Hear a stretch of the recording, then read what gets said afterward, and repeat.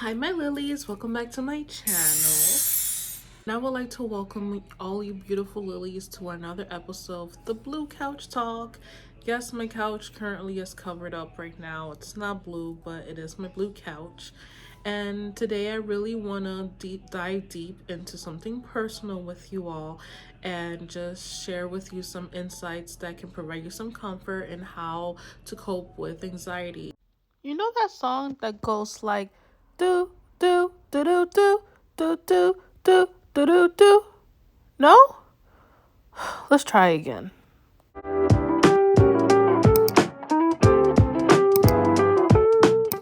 I personally want to share with you the way that I've been coping with my current anxieties. And I am not a professional therapist or psychiatrist. So if you really do feel like you would like to talk to someone, I suggest you search for a psychiatrist or therapy. They're the best. There's Better Health. This video is not sponsored by them, but I've heard great things from Better Health. So yeah, that is my disclaimer, putting it out there. But I'm going to share with you, of course, some tips that I've kind of just developed over the way of my journey, and hoping that, you're not alone. It's okay. We all deal with it. And this is how I've been coping with it. The very first tip I have, and it was the very first step that I had to take in order for me to really accept that I have anxiety, is understanding and accepting my anxiety. I've always felt bad whenever I went out, especially with my friends in a group of crowds, because I had to learn how to accept different emotions, different things that triggers me. I was still in the journey of understanding what triggered me. And because I didn't know what triggered me a lot of the times when I was triggered, I was always scared to open up and be like, hey guys, I just want you guys to know, if we're around big crowds, for example, I may be a little anxious, so you guys can walk ahead. I'm probably just going to take my time walking behind. And then that way, if they saw me walking slower, they'll understand, oh, okay, it's because of this. They won't be too judgy. However, at first, it took me forever to open up because I felt bad. I'm like, it shouldn't be fair that you have to deal with someone who is anxious all the time and can't be out in crowd. But then I had to be like, well, wait a minute, to Lily. No, that's not true. It's okay. They love you. They're there for you. Your family and friends, if they truly are there for you, they're going to be there for you and they're going to support you. And I absolutely want to say thank you to all my family and friends for being there for me through every step of the time. And that is one of the biggest thing I can say that really truly transformed the relationship I have with myself. And now when I go out with my friends, I just be like, hey, oh, we're doing this around the crowds. Okay, just know this may be triggering me, but it's okay. And also being very open and be like, hey, at the moment I'm just a bit anxious right now because maybe I got triggered by something, or whatever you feel like maybe triggered you. You may even not even know what triggered you, but just being open and like just honest about it. It's okay. People are not gonna judge you. If anything, you're teaching the people around you how to treat you. So that way, when you go out, you become more comfortable and it's a lot easier for you to cope and manage your anxiety. So, the number 2 tip that I have for you is identifying the triggers. So, the thing I started to do was paying very close attention to what triggered me. A lot of times when you get anxious, you don't really know what may be triggering you, but it's okay. The more you take your time to acknowledge, like, okay, what did I do? It's almost like when you lose something, you misplace your car keys and all of a sudden you're going crazy, and you take a deep breath and you're just like, wait, and then breathe out. Okay, what did I do? Let me retrace my steps to see what I could have done and where my keys could be. Well, it's the same way with understanding what triggers you. At the moment, you may not know what had triggered you, right? So you're panicking, or you're also trying to really dive in with your breathing, taking a deep breath and just in and out until you're able to finally think straight, right? Well, in a moment of you allowing your emotions to like just flow through you, you can then sit down with yourself. And this took me a while to get there. But once I started coping with my breathing techniques, I really got to sit down and be like, hey, I realized that whenever it came to me confronting someone, my anxiety will build up where it would trigger me. And then it made me realize, oh, I just am not that well with being a confrontational person. That's just not who I am at the moment. So that just triggered me to be anxious and sounding alarms in my head that something is wrong, when really it's just me being a little, just a tiny bit anxious, that's all. And once I realized that, now whenever I'm confronting someone about something, I take a deep breath and I tell myself it's okay.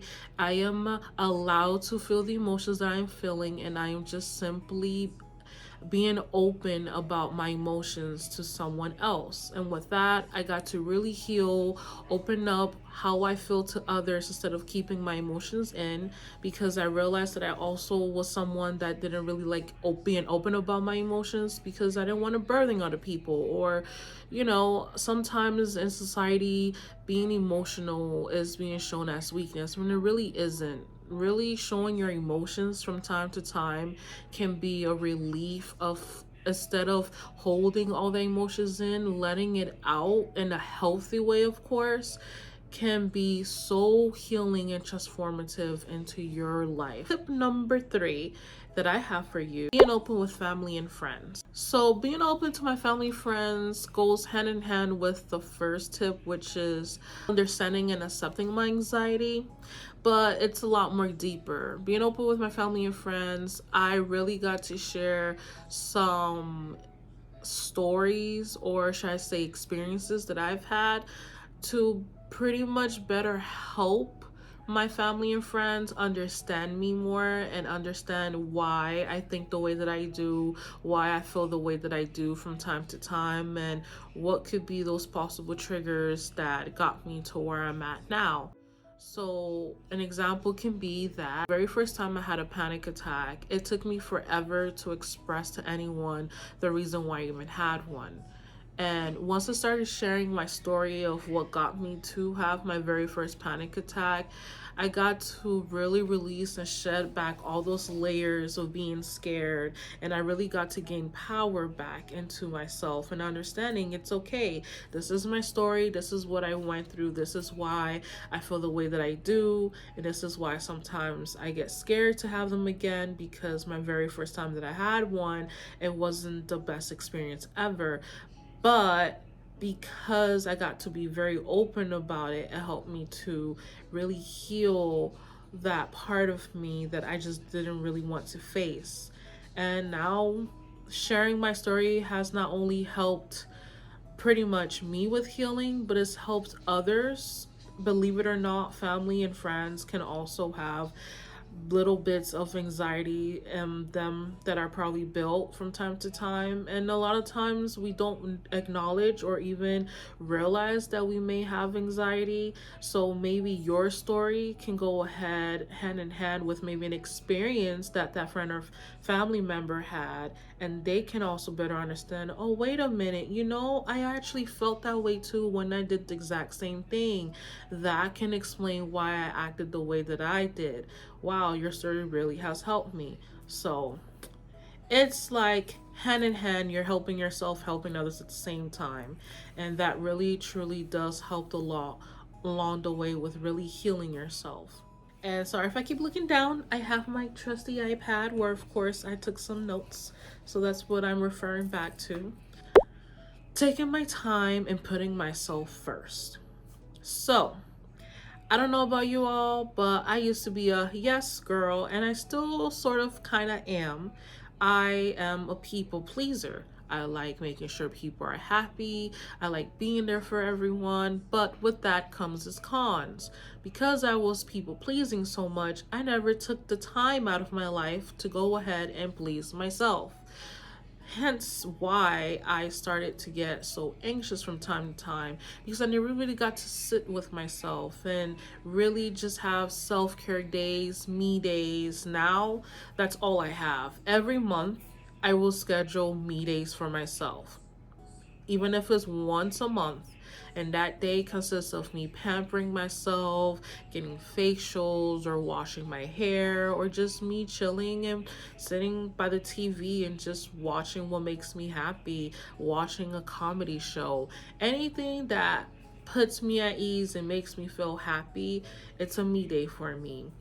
And once I started really putting myself first, not only by having me time for myself, but for example, let's say a friend of yours is going through something, or a family member, you really want to be there for them. Be the best that you can at your limit. Don't over push yourself and trying to please someone else, knowing that at the end you're just going to hurt yourself. Because believe me, it's okay.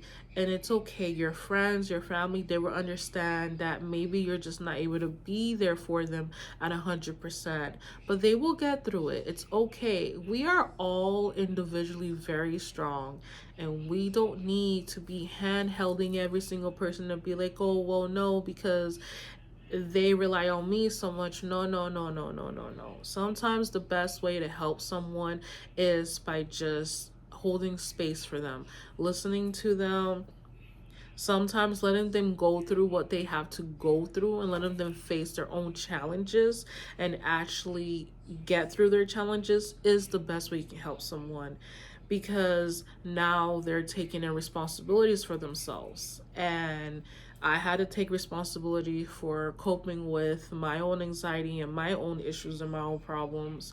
So can the next person.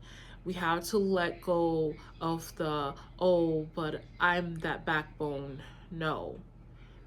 Every single one of us is a backbone to our own life, and we choose what we want and don't want. And we just have to let people go through what they need to in order for them to really truly heal. And the moment that I realized that it's okay, I don't have to always be there for everyone, it took a huge relief off of me, because I've always been the one that my family rely on and friends rely on. And it's okay to be that friend and or the person in your family that they rely on. It's totally fine. But always make sure you take time for yourself. And tip number 5 is having faith and embracing love. Whatever your beliefs, just finding a spiritual anchor can really change your lifestyle. I mean, you don't really have to be a believer, but whatever it is that really has you keep you moving on and living life, whether it's the goals that you want to reach, whether it's in your spiritual belief, whatever it is, I feel like that really plays a very huge key factor into having faith not only within yourself, but faith knowing that you will have a bright future ahead. Whatever that you're taking space in right now, the baby steps that you're taking now will in the long run be such a great benefit to you, and you're gonna look back at yourself and you're gonna be like, I remember when I used to be this way, and now I'm like 180% a different person. So those are basically my 5 different tips that I have for you all.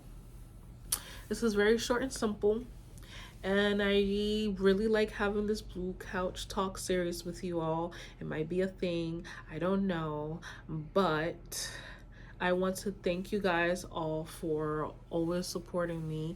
Thank you for watching. Don't forget to like, subscribe, and comment down below. I'd love to hear your thoughts and comments of what your stories are, or if any of the tips that I have helped, or if you yourself have any tips you'd like to share with someone else within the community. Continue to support one another. Thank you guys for watching. This magical unicorn is stepping out. Bye.